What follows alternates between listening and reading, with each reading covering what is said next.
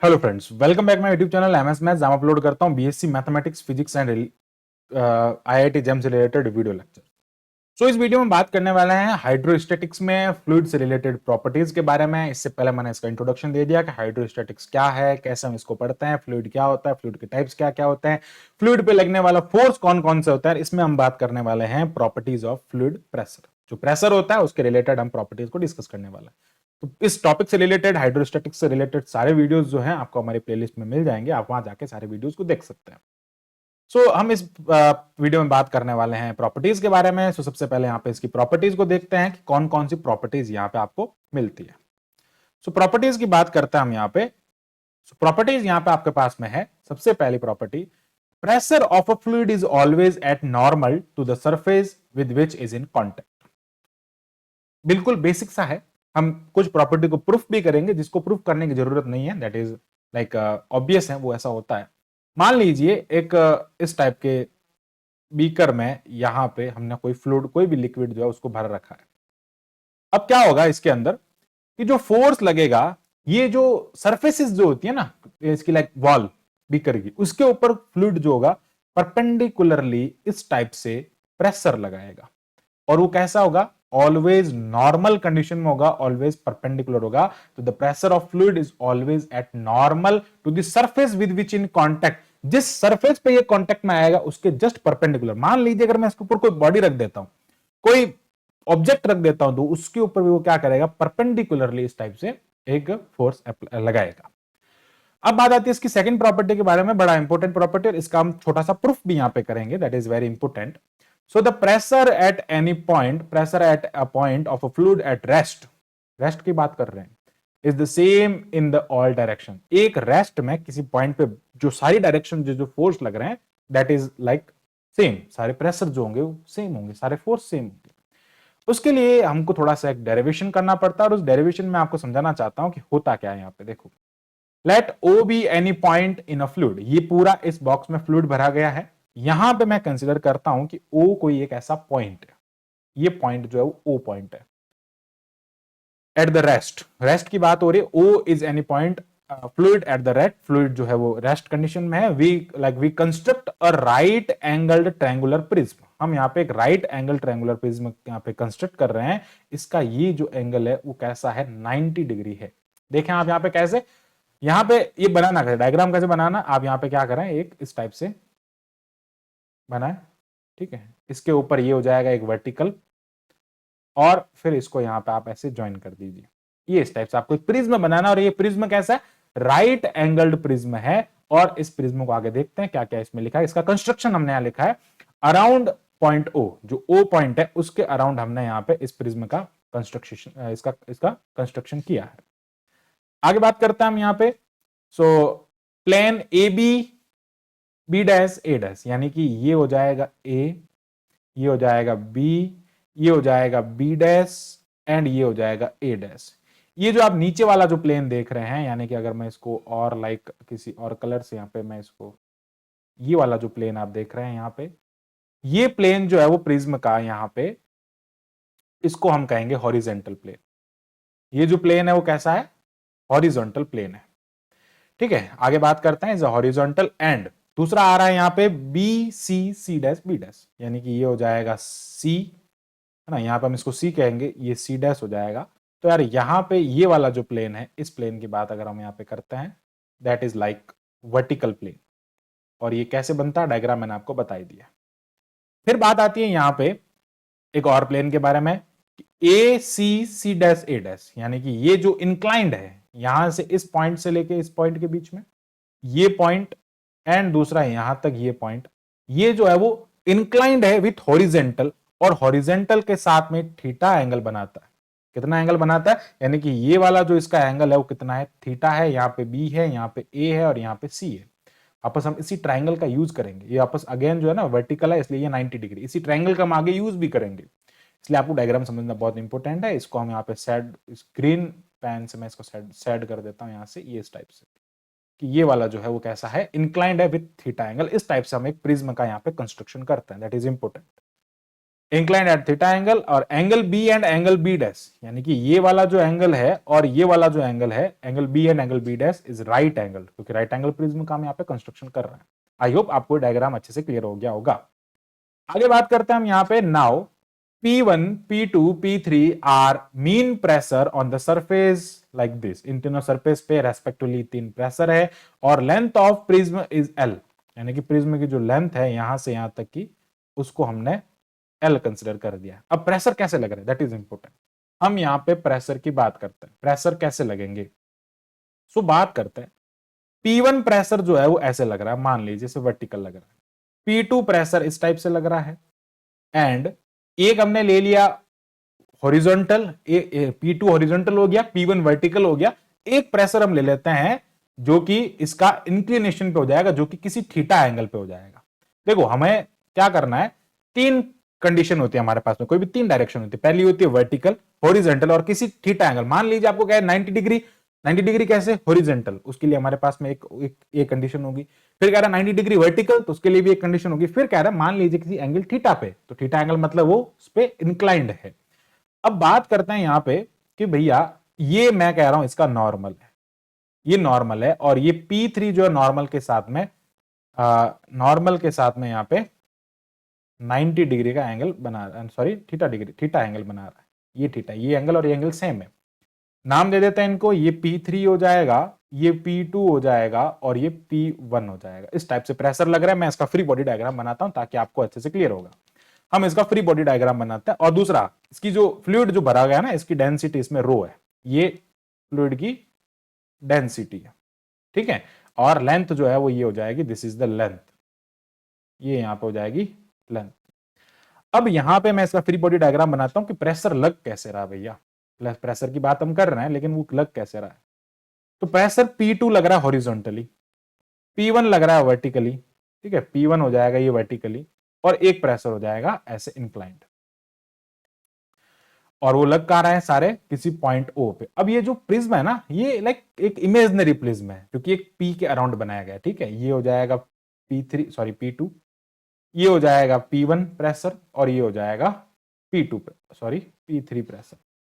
अब क्या हो रहा है, ये किसी पॉइंट O पे लग रहा है, और यहां से इसके ये नॉर्मल हो जाएगा। तो ये वाला जो एंगल बनेगा इसके साथ में ये थीटा हो जाएगा। अब देखो, अब हमको कंपोनेंट्स लेने हैं। कैसे लेंगे हम कंपोनेंट्स, हम सारे कंपोनेंट्स ऐसे लेंगे। ये देखो आपका हो गया एक्स डायरेक्शन, ये हो गया वाई डायरेक्शन। हमको यहां से इसके कंपोनेंट लेने पड़ेंगे ना, पी के कंपोनेंट हम यहाँ पे लेंगे, ये लेंगे, ठीक है।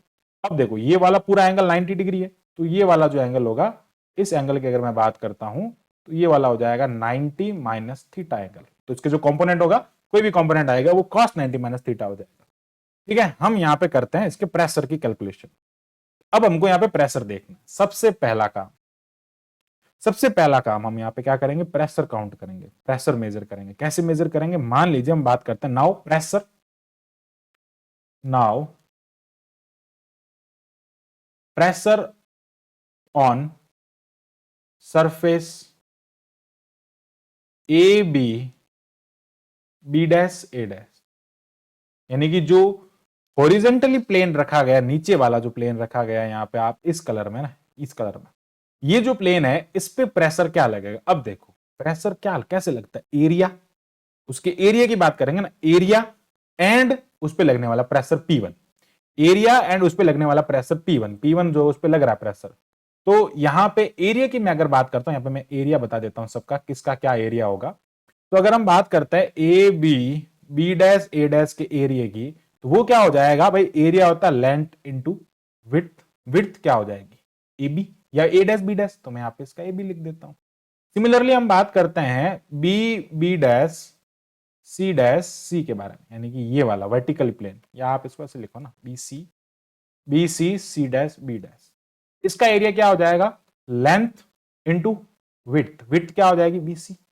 सिमिलरली हम यहां पे ए डैश सी डैश एंड सी की बात करते हैं, वो हो जाएगा एल इंटू विड्थ क्या हो जाएगी, ए सी। ये आगे तीनों के एरियाज, ठीक है, ये एरियाज हो जाएगा, वो हम इस टाइप से फाइंड कर लेंगे। अब यहां पे प्रेशर की बात आ रही है, मीन प्रेशर की हम कैलकुलेशन कर रहे हैं, तो क्या लिखेंगे, P1 प्रेशर क्या हो जाएगा, P1, ठीक है। यहां पे हम प्रेशर की बात कर रहे हैं, तो वो प्रेशर हो जाएगा P1 into A B into L, क्योंकि हम यहाँ पे किसकी बात कर रहे हैं, लाइक इसका एरिया लिखेंगे तो इसका एरिया क्या हो जाएगा, ये हो जाएगा इस सरफेस का एरिया। आगे बात करते हैं हम यहाँ पे नाउ सेकंड कंडीशन, सेकंड में हमको बात करना है now pressure on surface, surface आ जाएगा हमारे पास में B dash C dash and C, ठीक है। ये जो वर्टिकल प्लेन है ना, बी डैश, एक सेकंड, बी डैश लिखो, हाँ बी डैश लिख सकते हो या सी डैश, वही बात है, मतलब वर्टिकल। तो उसके लिए क्या हो जाएगा, पी, उस पे कौन सा लग रहा है, उस पे यहाँ पे प्रेशर की बात करते हैं तो वो हो जाएगा P2, क्या हो जाएगा P2 इंटू ये आ जाएगा यहाँ पे इसका एरिया क्या हो जाएगा BC इंटू एल, क्या हो जाएगा ये BC इंटू एल हो जाएगा। सिमिलरली अब थर्ड सरफेस की बात करते हैं, यहाँ पे क्या लिखेंगे, प्रेशर ऑन सरफेस, यहाँ पे लिखेंगे जो सरफेस हमारे पास में A dash C dash C is equals to हो जाएगा P3 जो कि इंक्लाइंड है, तो वो क्या हो जाएगा यहाँ पे L इंटू ए सी, तो क्या हो जाएगा इंटू हमने लिख दिया ए सी इंटू एल। तो ये आ गया हमारे पास में equation number 1, equation number 2 and equation number 3। इस टाइप से हमने जो प्रेशर थे सरफेस पे पर्टिकुलरली जो प्रेशर लग रहा है उसके बारे में बात किया।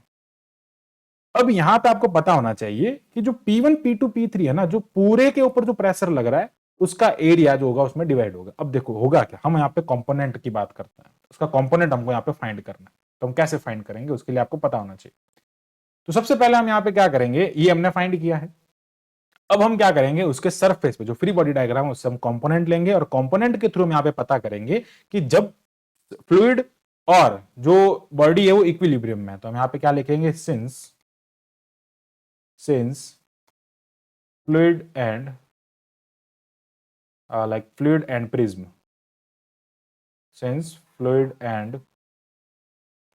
prism are in equilibrium, तो जब वो इक्विलिब्रियम में है then resolve part of force, resolve part of force कह दो या प्रेशर कह दो, एक ही बात, हम प्रेशर के यहाँ पे क्या करेंगे रिजॉल्व पार्ट लेंगे। तो सबसे पहला जो रिजॉल्व पार्ट आएगा प्रेशर का वो क्या होगा उसके बारे में बात करते हैं। तो ये हम ले रहे हैं यहाँ पे इसके बारे में P1, P2 से स्टार्ट कर देते हैं। देखो P2 प्रेशर के साथ में कौन आएगा, BC इंटू एल आएगा, ठीक है। सो P2 क्या हो जाएगा, BC इंटू एल, तो हम यहाँ पे सबसे पहले क्या लिखेंगे, BC इंटू एल लिखेंगे।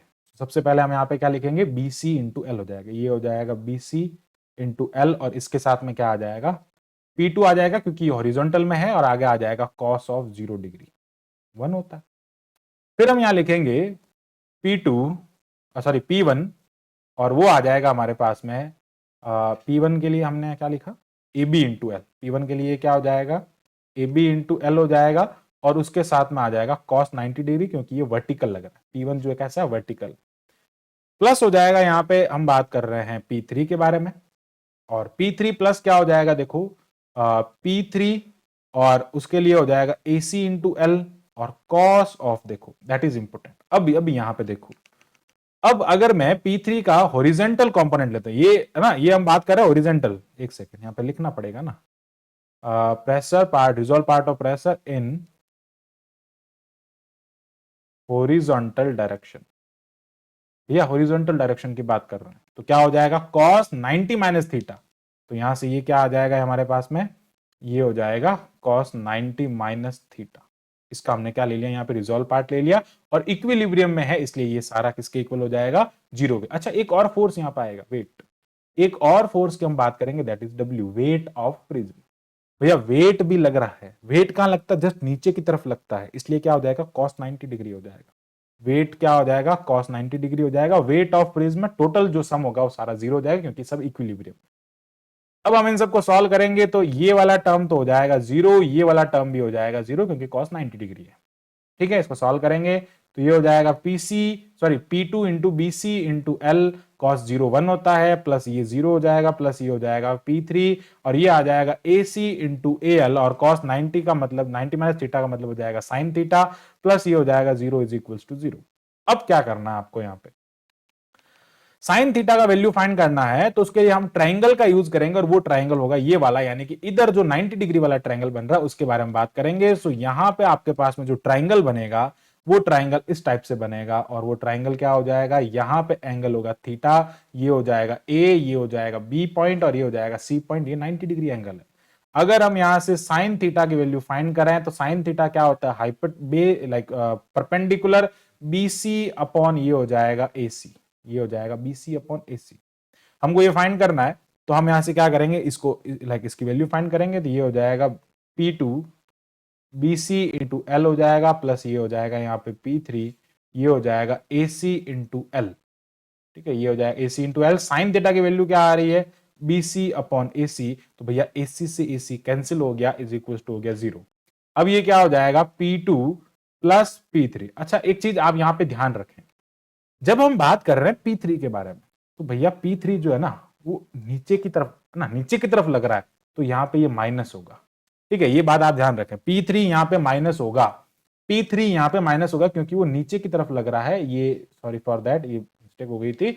अब यहां पे क्या होगा भैया, जब हम बात कर रहे हैं P3 स्टेप के बारे में तो ये क्या हो जाएगा, यहाँ पे ये क्या हो जाएगा, इसके बारे में बात कर रहे हैं तो ये हो जाएगा यहाँ पे P2 BC into L is equals to, पूरे टर्म को उधर ले जाएंगे तो ये हो जाएगा P3 BC इंटू एल, ये टर्म और ये टर्म कैंसिल हो जाएगा, P2 is equals to P3 हमारे पास में आ गया। हमको क्या करना है, तीनों फोर्स को इक्वल करना, ये हमारा आ गया इक्वेशन नंबर 4।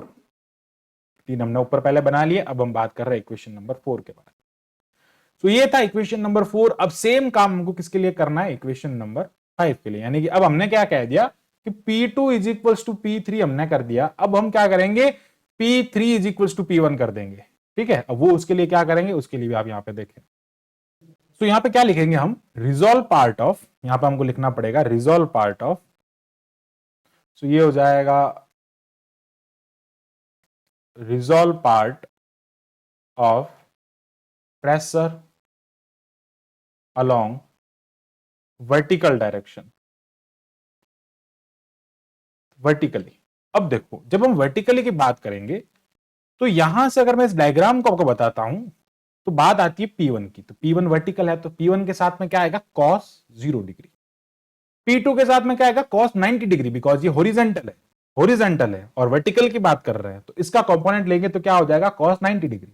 P3 के साथ में क्या आ जाएगा, cos थीटा आ जाएगा क्योंकि इसका वर्टिकल कंपोनेंट क्या हो जाएगा, थीटा एंगल के साथ में, और W जो वेट लगेगा उसके साथ में cos 90 डिग्री आएगा। अगेन P3 यहां पे माइनस होगा, P3 यहां पे कैसा होगा, माइनस का होगा, और एरिया भी आपको साथ में लेना पड़ेगा। तो सबसे पहले हम यहां पे लिखेंगे P1, और P1 का एरिया हमको पता होना चाहिए भैया, एरिया हमने यहां पे निकाल रखा है। तो P1 का जो एरिया है ना ये वाला, P1 के साथ में क्या आएगा, AB इंटू एल आ जाएगा। तो ये क्या आ जाएगा आपके पास में यहाँ पे AB इंटू एल हो जाएगा, इसके साथ में आएगा cos ऑफ 0 डिग्री क्योंकि ये खुद वर्टिकली उसी डायरेक्शन में, सेम डायरेक्शन में, प्लस क्या हो जाएगा यहां पर आएगा P2 और cos ऑफ 90 डिग्री आएगा क्योंकि जस्ट उसका हॉरिजॉन्टल है, 90 डिग्री पे ना उसका कंपोनेंट लेंगे तो 90 डिग्री एंगल पे आएगा। और P2 के साथ में फ्रॉम इक्वेशन नंबर 2 से आ जाएगा BC इंटू एल। P3 जो होगा वो माइनस का होगा और P3 का जो वैल्यू आएगा आपके पास में, दैट इज द P3 के साथ में जो एंगल लाइक इसका एरिया आ रहा है AC इंटू एल, क्या हो जाएगा, AC इंटू एल हो जाएगा, और इसके साथ में आएगा cos ऑफ थीटा।